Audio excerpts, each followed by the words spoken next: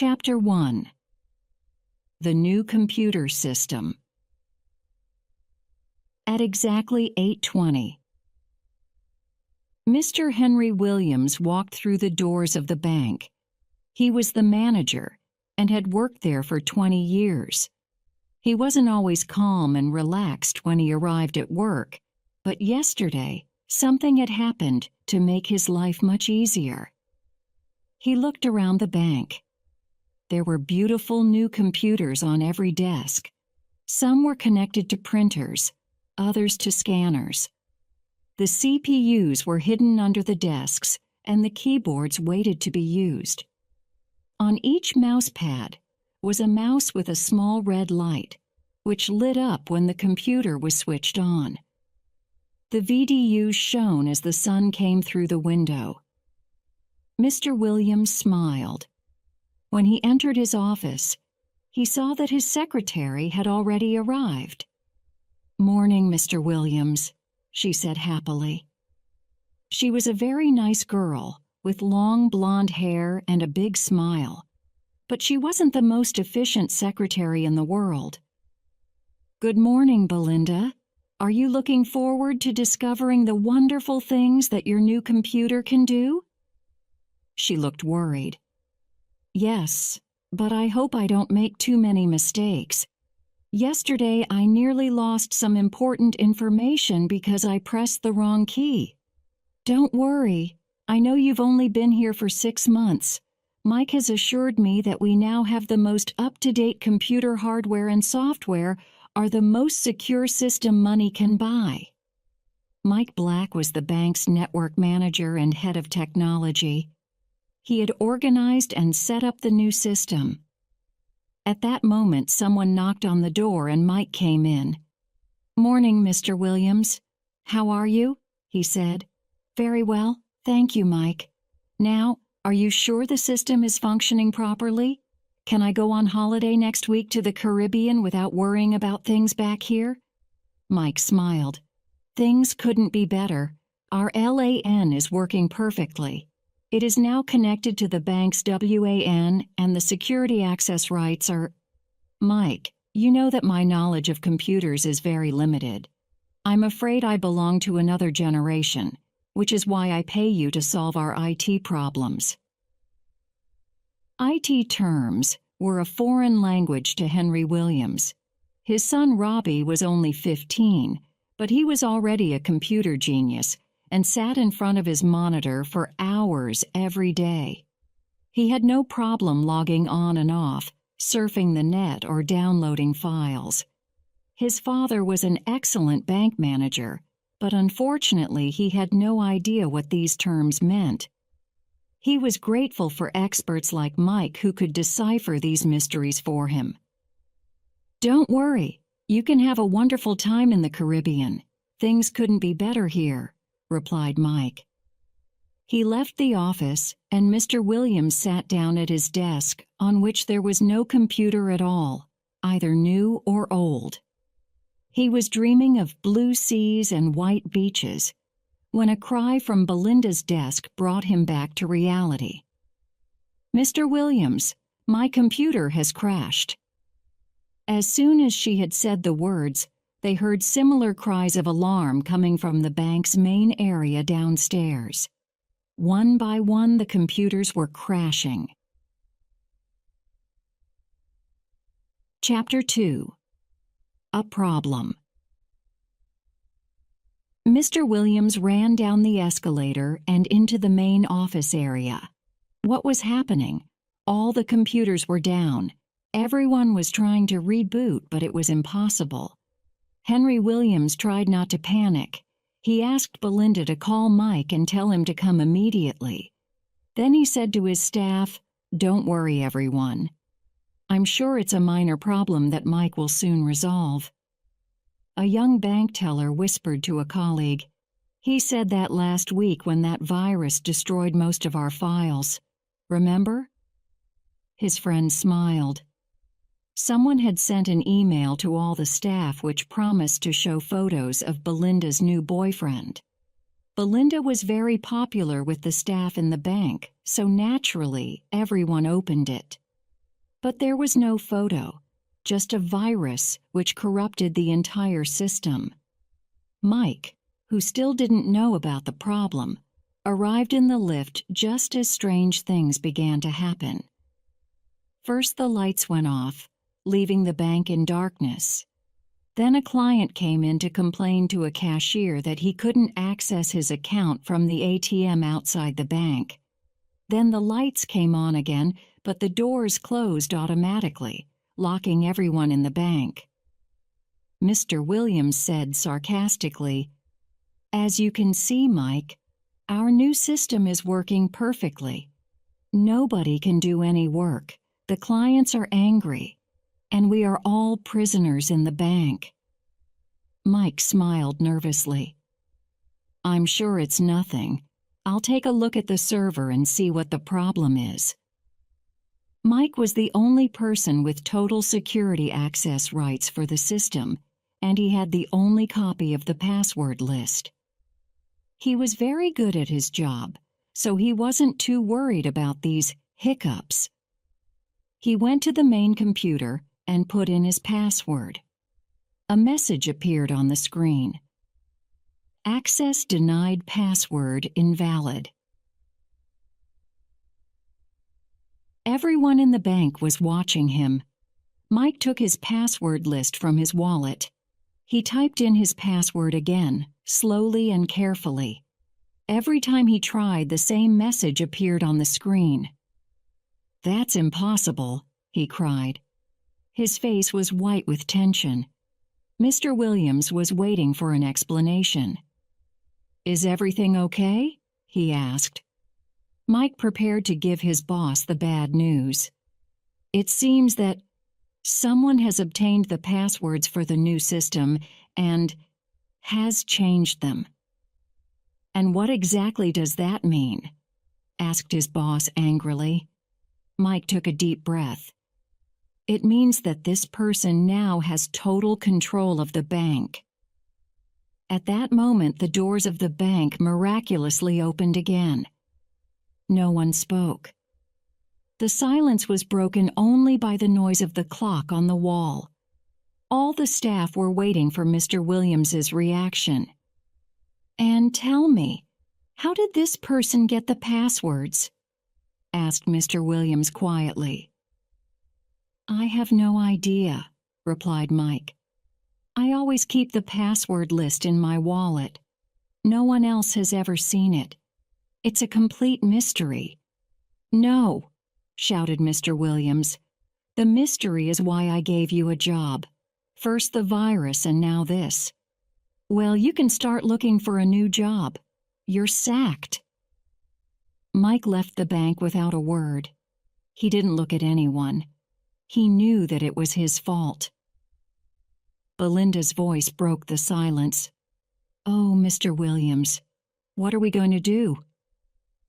Before he could answer, the computer displayed a new message. "Email arriving for Henry Williams." Chapter 3. Are you ready to play, Henry? Mr. Williams turned to the bank staff and said, "Please, continue to work as normal. There is nothing to worry about." Everyone looked surprised. How could they work without computers? It would be impossible. No one moved and no one spoke. Mr. Williams repeated his message. "Back to work now, please. Our clients will arrive soon and we must be ready." As his staff slowly began to return to work, the bank manager sat down in front of the server. Belinda stood next to him. Mr. Williams looked at the screen. He was now extremely worried. He hesitated for a moment. Belinda thought he was in difficulty, and she wanted to help. "You have to click on the email icon in the corner of the screen," she said. I know. I'm not completely stupid," her boss shouted. Some members of staff looked at one another and smiled. Belinda knew Mr. Williams well. She knew that when he was angry, as he was now, it was better to say nothing. She watched silently as he clicked on the icon. The mailbox appeared and revealed the subject of the new message. "Are you ready to play, Henry Williams?" Yes, he was ready. He had no idea who had sent the email, but he wanted an explanation and an end to this situation. He opened the message, and the screen filled with words. "Hello, Henry. How are you today? Happy? Or maybe worried? Or even angry? I haven't seen you for a long time, but I can tell you that I am very, very annoyed with you. You are not my favorite person. How many enemies do you have? At least one, me. I am going to make you pay for what you did to me before. As you know, I have entered your new and secure, computer system, and guess what? It's my system now. It was so easy to discover the passwords. You should be more careful, Henry. You don't mind if I call you Henry, do you?" Mr. Williams was definitely angry now and confused. He asked Belinda, "Who is this person? What does he want? Or maybe it's a woman. Why is he or she angry? I'm an honest and respectable man, and people like me, well, most people. Isn't that true, Belinda?" He turned to look at Belinda, hoping that she would give him the answer he wanted to hear, but she wasn't listening. She was reading the rest of the message as it appeared. "I have changed all the passwords, so now I control everything in your bank. Be nice to me, or I will lock the door again, or perhaps I'll do something much worse. But don't be afraid. I know that you're an intelligent, man, Henry, so I am going to give you a chance to save your precious bank. We are going to play a game. If you win, the bank will be saved. If you lose, the bank will be destroyed. Do you like my idea?" "I think it's great. It means that the fate of the bank, your bank, is in your own hands. So, Henry, my friend, are you ready to play?" Chapter 4. Don't Call the Police. It was very noisy in the bank. Clients were arriving, and the staff had to tell them that there was a problem with the computers. Some clients left immediately. Some were angry and began to shout. Others wanted to see the manager. But Mr. Williams had no time to speak to anyone. He had a problem too. A big problem. 2 members of his staff had moved the server to his office. It was much quieter in there, and he could think without anyone disturbing him. Belinda was sitting next to him. She was beginning to panic, and when she felt like that, she couldn't stop talking. "What a horrible man! I'm sure it's a man. He's so evil. What are you going to do, Mr. Williams? What a terrible situation. I want to help you, but I just don't know what to do. Shall we call the police? I'm sure." Mr. Williams couldn't concentrate. His secretary was talking faster and faster. "Belinda, why don't you go and make me a nice cup of tea?" Belinda smiled brightly and went out of the office. A nice cup of tea was the solution to all problems, in her opinion. So, undisturbed, Mr. Williams was able to read the final part of the mysterious email. "This is the game. I will send you 3 puzzles, one at a time. You must solve these puzzles in just 24 hours. That's plenty of time for an intelligent man like you, Henry. You'll probably need to be a computer expert to solve them, but you use computers every day, don't you?" Ha. "If you fail to solve all 3 puzzles, I will empty every bank account in your bank from the smallest to the largest. All the money will disappear and your bank will be destroyed. One final thing. Don't call the police. That would be very stupid. If you call the police, I will know. Remember that I can destroy your bank in a few seconds. Don't risk it, Henry. Do you think this is all a joke? I want to show you that I am very serious. Henry, do you know how much money you have in your bank account? Are you sure? Why don't you check? I think you'll be surprised. Now I am going to give your staff access to the computers so the bank can function as normal. You see, I'm not so evil, but remember that I can switch off the computers or change anything at any time. Bye for now, but don't worry. I'll be back soon. Mr. Williams sat back in his chair. He had a bad headache. Things were not improving. He was thinking about what to do when he heard shouts of joy coming from the bank staff downstairs. The door opened and Belinda came in with the tea. The computers are working again, Mr. Williams. Isn't that wonderful? Everything is back to normal. Maybe the email was just a joke. Well, we'll know in a moment, Belinda, he replied. There were two things that Mr. Williams could do on a computer: use email and access his own bank account. Why did the mystery hacker tell him to check his account? He put in his password and then his account number and waited.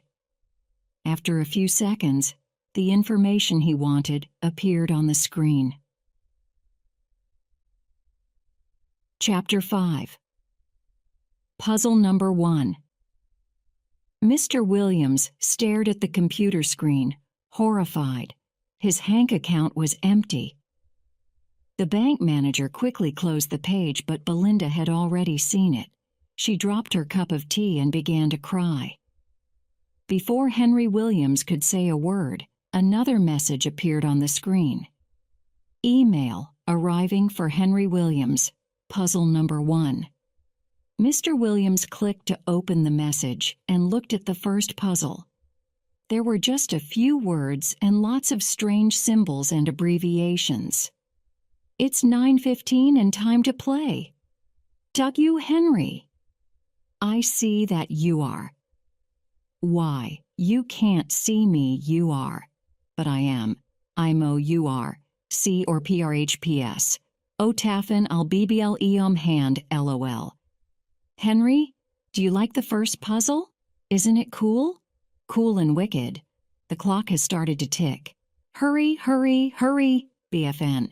Mr. Williams didn't understand anything. He looked at Belinda, who was still crying. Belinda, please stop crying for just 1 minute and call Mike. Tell him to come here at once. We need his help. She looked at him in amazement and replied, But Mr. Williams, you sacked Mike about an hour ago. Don't you remember? Yes, now he did remember. There was no one to help him. His headache was getting worse. He couldn't think. Then Belinda's voice came from behind his chair. Why don't you call your son, Robbie? He's very good with computers, isn't he? Mr. Williams got up and hugged her. Yes, Belinda, you're fantastic. Why didn't I think of that? It was a school holiday, so Robbie would be in his bedroom, playing on the computer and listening to music, but definitely not studying. It was rare to see an open textbook in that bedroom.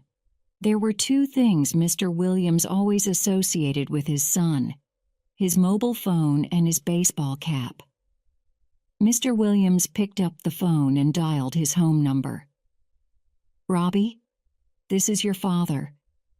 Listen, I have a problem with the computers at the bank. Can you come and help me? I don't care if you're fighting Lara Croft. This is really important. Come as soon as possible, please. Thank you, Mr. Williams put down the phone and smiled. That was a great idea of yours, Belinda. Robbie's a teenager, so I'm sure he'll understand all the strange symbols and abbreviations in the puzzle. Belinda blushed. If I could make another suggestion, Mr. Williams.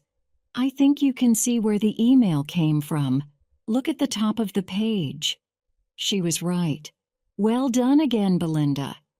It was sent from the local library.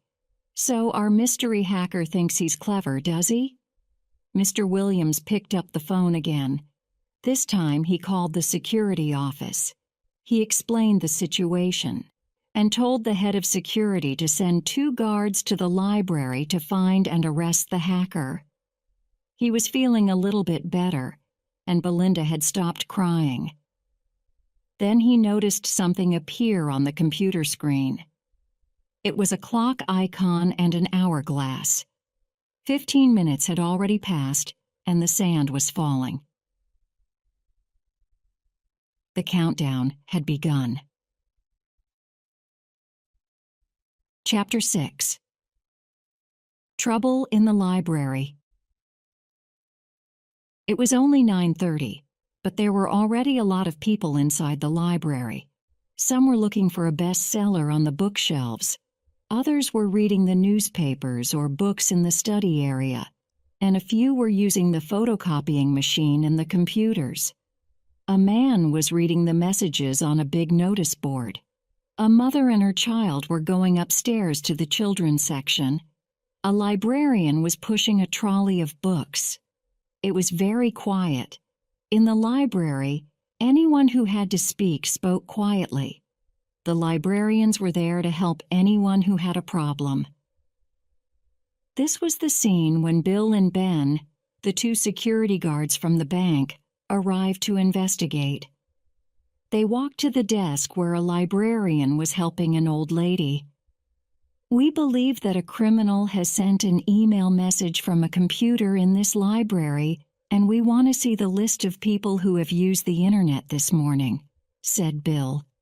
The librarian calmly replied, "I'm sorry, but I'm busy now. If you would like to wait, I'll be happy to help you as soon as I can." Ben was not a patient man. "I don't think you understand, madam. We are here to arrest a criminal, and we want to do it now," he shouted. The old lady, who was in front of Ben, was angry, and she hit both guards with her handbag. "Hey, I was here first. You are very rude men," she said. The librarian tried to calm everyone down. She said to the men, "Please don't shout. This is a library. I'm afraid we can only give information about the people who use our library to the police. Are you policemen?" Bill replied, "No, we're security guards from the bank on London Road and we—" The librarian interrupted him. "Then I can't help you. Now, will you please leave the library?" But the men didn't want to leave. Bill had an idea. "Hey, Ben, maybe the hacker is still using the computer. Let's go and see." They ran to the computer area and began to question the 4 people who were using the computers. Now everyone in the library, including the librarians, came to watch. The guards were shouting and the people at the computers were frightened. Mr. Page, the head librarian, came out of his office to see why there was all this noise in his usually quiet library. The scene he saw shocked him. He walked to the computer area and demanded to know what was happening. About 20 people answered him at the same time, so it was impossible to understand. But he soon realized that the 2 men dressed in blue uniforms were causing the problem and were disturbing everyone. He shouted, "You 2, get out of my library now!" And with the help of some people in the library, he pushed them to the door and then out of the library and into the street. "And don't come back!" yelled the old lady furiously. All the people in the library were talking about what had just happened. Nobody noticed a man who was hiding behind the shelves. He was laughing. Chapter 7. Robbie the Hero. Robbie Williams arrived at the bank a few minutes after the phone conversation with his father. He wasn't very happy. It was the school holidays, and he wanted to go out with his friends, but his mother told him at least 10 times a day to open a textbook and study. Today, He had wanted to buy a new football scarf and a computer game, but instead, he had to help his father at the bank. He went inside and up the stairs to the office. "Hey, Dad, what's up? I have to meet my friends at the shopping center at lunchtime. I'm going to buy a new computer game. It's wicked. It's called—" Mr. Williams interrupted his son. "Robbie, please, take those headphones off and listen to me." He quickly explained the problem of the hacker. Robbie couldn't believe it. "Bad luck, Dad. How can I help?" Mr. Williams showed him the first puzzle. Robbie gave his father a big smile. "Relax, Dad. This is so easy I can do it with my eyes shut. I use these abbreviations every day when I'm in a chat room or when I text my friends on my mobile phone. I'll show you. WU stands for What's up? IC stands for I see. And these symbols are called emoticons. They look like a face and they express the way you feel. I can easily decode this message for you." Robbie sat down, clicked on the reply icon, and wrote out the message. "What's up, Henry? I see you are sad. Why? You can't see me. You are sad, but I am angry.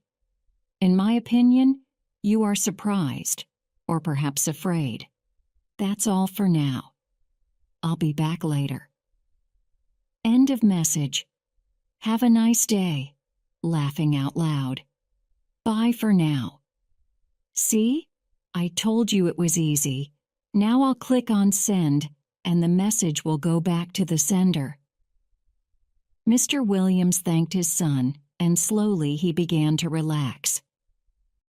But for how long? It was now 10:15. Only 1 hour had passed. Belinda came into the office and said to her boss, "The ATM is working again." Mr. Williams smiled. "But," she added quickly, "it's giving the customers too much money." Mr. Williams fell back into his chair. Why was life so difficult? The security guards, Bill and Ben, knocked at the door and came into his office. Did they have some good news for him?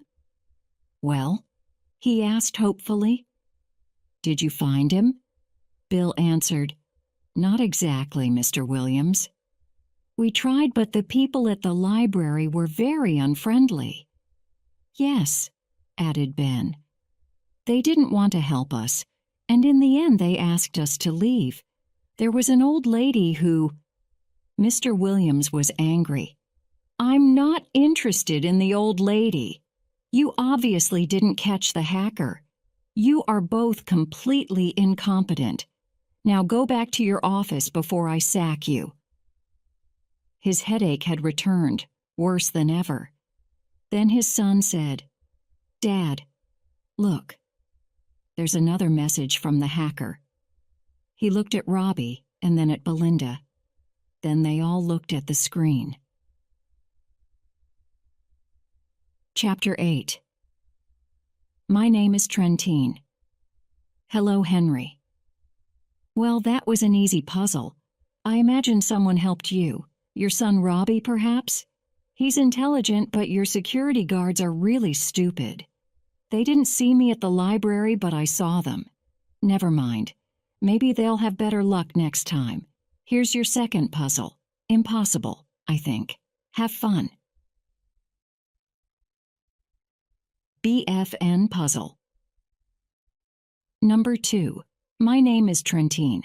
I am power and knowledge. These are my friends. Barrows Lemia, Rodlow, Adubu, Thakmorofrus. Henry Williams wasn't very worried. He had his secret weapon. Robbie. You can solve this puzzle too, can't you, Robbie? He asked. Then he saw his son's face. Dad, I'm really sorry, but I don't understand it. But look, the hacker sent it from the internet cafe in the city center. Belinda was crying again. Mr. Williams phoned the security office for the second time that day, and told Bill and Ben to go to the internet cafe to find the hacker. As soon as he put down the phone, a bank teller came into his office with more bad news. A customer has just told me that the bank's website is advertising a special offer, a credit card with 0% interest. Is it true? He asked. Of course it isn't, yelled Mr. Williams. Don't give any new credit cards to any of our customers. Now go back to work. The teller disappeared. The minutes became hours, and Mr. Williams became more and more agitated. Robbie continued to look at the puzzle perplexed, and Belinda continued to cry. Suddenly, Robbie had an idea. I know what to do, he shouted. His father jumped up. Have you solved the puzzle? He asked. No, but I bet my friend Joe can help us. I'll send him a text message on his mobile. Mr. Williams sat down again while Robbie sent the message. Come to bank now. Rob. When Joe arrived, it was already 5 o'clock. What's up, Robbie? He asked. Then he saw Belinda, who smiled at him. He smiled back. Wow, she was beautiful. He immediately fell in love with her. Joe, listen to me, said Robbie. He explained about the hacker and showed Joe the second puzzle. Joe didn't want to take his eyes off Belinda, but he had to look at the computer screen. Mr. Williams was beginning to panic. Hurry, boys! There isn't much time left. Take it easy, Mr. W. We can solve this. Come on, Robbie, let's do it. After 4 long hours, they solved the puzzle. So who is Trentine? Asked Mr. Williams. The Internet, replied Joe. Of course, said Robbie. And the friends are all words connected with the Internet. Browser, email, World Wide Web, chat room, and... Surf, said Belinda happily. Joe looked at her. Belinda, you are so cool. You're the perfect girl to me, he said, as he clicked on the send icon. Mr. Williams looked at them and said to himself, What are they talking about? I think I'm getting old. It was 9 o'clock. The hourglass was half empty, but they had solved the puzzle in time. Mr. Williams was very relieved. The situation was improving at last. At that moment, the telephone rang. When Mr. Williams answered, he heard a voice say, Good evening. This is the police. Chapter 9. A surprise for Henry. Mr. Williams put down the phone. He said, That was the police. It seems that Bill and Ben created a disturbance at the Internet Cafe, and they have been arrested. They didn't catch the hacker, of course. Why doesn't that surprise me? Well, they can stay at the police station until we find the hacker. There was no reply from the others. Robbie was sending a text message on his mobile phone to his friends to say why he hadn't met them that afternoon. Joe was talking to Belinda. Will you go out with me tonight, Belinda? There's a great hamburger place near here. Belinda smiled at him. But you're only 15, Joe. I'm too old for you. I'm very mature for my age, he replied quickly. Come on, we'll have a fantastic time. I'll pay and... Their conversation was interrupted by the hacker. Congratulations, Henry. You've solved the second puzzle. I suppose Robbie helped you again. It's a pity those security guards aren't as intelligent as your son. They failed again, didn't they? Henry, there's still another puzzle to solve. If you solve it, you will discover my identity. I'll send the message later. First, you need to relax and cool down. Are you ready for a surprise? BFN. A surprise. What does that mean, Mr. Williams? Asked Belinda. I have no idea, but I'm sure we'll soon find out. replied her boss. All the staff had gone home at 5 o'clock as usual. The offices were silent. He was suddenly very tired. His eyes began to close. He was on holiday in the Caribbean. He was on the beach. It was hot and sunny. There were no clouds in the sky. It was too hot, so he went swimming in the sea to cool down. He was wet, very wet. Mr. Williams woke up. He was wet. Was it raining in his office? He heard Belinda's voice. "Mr. Williams, what's happening? I'm all wet. Where is the water coming from? My hair and clothes are ruined." Mr. Williams answered, "This is our surprise, Belinda. Our friend the hacker has started the sprinkler system. Very funny. Let's get out of here." They all ran out of the office and went downstairs. Joe tried to console Belinda, and Robbie wanted to know if he could go home. "Please, Dad. It's late and I want to watch TV tonight." "Not yet," replied his father. "We still have another puzzle to solve." "What do you mean, we, Dad? You haven't done anything yet," replied his son sarcastically. Mr. Williams looked at his son, but he knew that Robbie was right. The boys had solved the first two puzzles. In the distance, they heard a siren. Was it the police? Mr. Williams and Robbie went to the doors of the bank. Slowly, Mr. Williams opened the door. Chapter 10. Where's the fire? Mr. Williams opened the door, and 3 firemen ran into the hank. "Okay, where's the fire?" they said. Mr. Williams was very confused. "What do you mean, fire? There's no fire here. I think you've made a mistake." The firemen were not convinced. "Mr. Williams, have you forgotten that the bank's sprinkler system is connected to the alarm at the tire station? The sprinklers started. The alarm sounded, and we came here to put out the fire. Now, where is it?" This time Robbie spoke. "There is no fire. The sprinklers started because there must be a problem with the system." "Yes," added Mr. Williams, "I'm so sorry that you've come here for nothing." "Well, I must say I can't see any fire. We'll come back tomorrow morning to check if there's some kind of problem with the sprinklers," the fireman replied. "You're working very late tonight, Mr. Williams," he added. "Yes, we have a lot to do," came the tired reply. When they had gone, Mr. Williams told Belinda that she could go home. He opened the door for her, and Robbie tried to go out at the same time. His father pulled him back. "I need you here," he said. "Let's go back to the office." "Oh, Dad," Robbie protested, but he followed his father upstairs. It was 4 o'clock in the morning when the final puzzle arrived. Robbie and Joe were sleeping on the floor. They had been too tired to stay awake. Henry Williams forced himself to look at the computer screen. "Hi, Henry, here's the final puzzle. You have to read these sentences about a famous person and find the 4 words.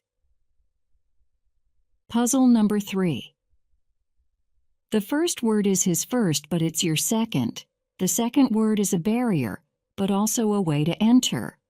The third word is the baby, or is it a monster? The fourth word is where it all began. Now take the first letter of each word, then add the letters I and A. You now have 6 letters, and in these letters, you will find my name. BFN. It was incredible. A few hours ago, everything was fine. Now someone wanted to destroy his bank and his life. Why? He touched Robbie gently and said, "Robbie, wake up. The last puzzle has arrived. We've only got a few hours to solve it." There was no response from his son, who continued to sleep. Mr. Williams tried to wake Joe, but Joe simply mumbled in his sleep, "Belinda, do you want a hamburger or a cheeseburger?"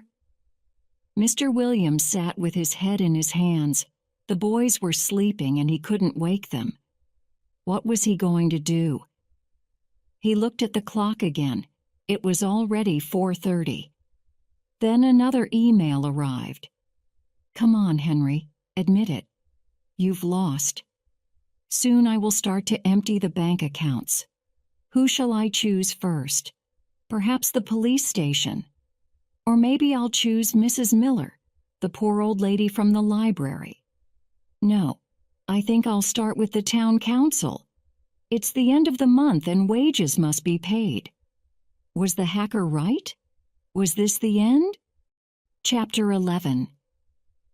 Is it the end? At 8:30, Mr. Williams opened his eyes. For a moment, he didn't remember the events of the previous day. Then slowly his mind formed a picture of a computer hacker and some strange puzzles. He wondered if he had dreamt it all. Then he saw Robbie and Joe, who were still asleep on the floor, and he saw the computer screen. The final puzzle was still there, and the hourglass was almost empty. It wasn't a nightmare. It was real. The door of the office opened, and Belinda came in. "Oh, Mr. Williams, have you been here all night? And poor Robbie and Joe, too. Did you find the solution to the last puzzle?" She saw his expression and already knew the answer. "I'll make you a nice cup of tea and you'll soon feel better," she said. There were only 30 minutes left. Mr. Williams was angry with himself. He felt responsible for everything. His bank was in danger and he couldn't save it. He tried to wake Robbie again, but it was difficult to wake his teenage son before midday. Belinda returned with the tea. Mr. Williams drank 3 cups. He looked out of his window. The bank teller were arriving for another day's work, maybe the last day. What could he tell them? In desperation, he sat down in front of the computer again. "Belinda, if we win, I promise that I will learn about computers and become an expert. My son is only 15 and he knows much more than me. I'm living in the past, and I have to change." "That's a wonderful idea, Mr. Williams. And of course, I'll help you as much as possible. I know a lot of things now and—" She didn't finish her sentence because Mr. Williams shouted so loudly that Robbie and Joe woke up. "That's it! I found the solution! I know the answer to the puzzle." Robbie and Joe got up right away. They looked at one another and then at Mr. Williams. Robbie said hesitantly, "Are you sure, Dad?" "It looks impossible to me." "Yes, of course I'm sure. I've done it. Now, first I click on the reply icon, right? And then I write the answers. The first word is Bill. It's the man's first name and the abbreviation of my second name, Williams. The second word is gate. It's a barrier and a way to enter." "So the man is Bill Gates," said Joe. "Exactly," replied Mr. Williams. The third word is Microsoft, his baby, his creation, but also a monster in the opinion of some people. And the last word is Seattle. That's where Bill Gates lives and where he started Microsoft, the beginning. "That's brilliant, Dad. Well done," said Robbie. "Now," continued Mr. Williams, "if we take the first letter of each word, we have B, G, M, and S. We have to add 2 more letters, I and A, and these 6 letters should spell the name of the hacker." Everyone looked at the 6 letters, B, G, M, S, I, A. They tried to see a name, but they could only see words like big and bags, but no names. Then suddenly Mr. Williams jumped up and yelled, "Yes, yes, I know the name of the hacker." Chapter 12. A Holiday for Someone. "Sam Gibb," said Mr. Williams. "I don't believe it. But why does he hate me?" "Maybe because you sacked him 2 weeks ago," suggested Belinda. Robbie asked, "Who's Sam Gibb?" Mr. Williams explained, "He used to work here at the bank.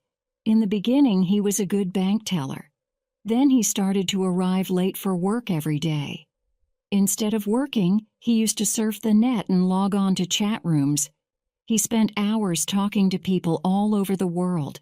So I sacked him." "But wait a minute. If he left 2 weeks ago, how did he know the new computer passwords?" Belinda had the answer to his question. "He came back to the bank a few days ago to empty his desk. I think you were in a meeting. I remember that he went to Mike's office and stayed there for a long time. I thought he was talking to Mike, but now I think about it, Mike wasn't there all the time. Anyway, Mr. Williams, you're a hero. You've saved the bank." "Yes, and there are only 2 minutes left. Look, it's 9:13, said Joe. They all looked at the computer screen. Suddenly, Robbie said, "Dad, did you remember to click on the send icon to return the message to the hacker? I mean, Sam Gibb?" "Oh no! Quickly click before it's too late," shouted Mr. Williams.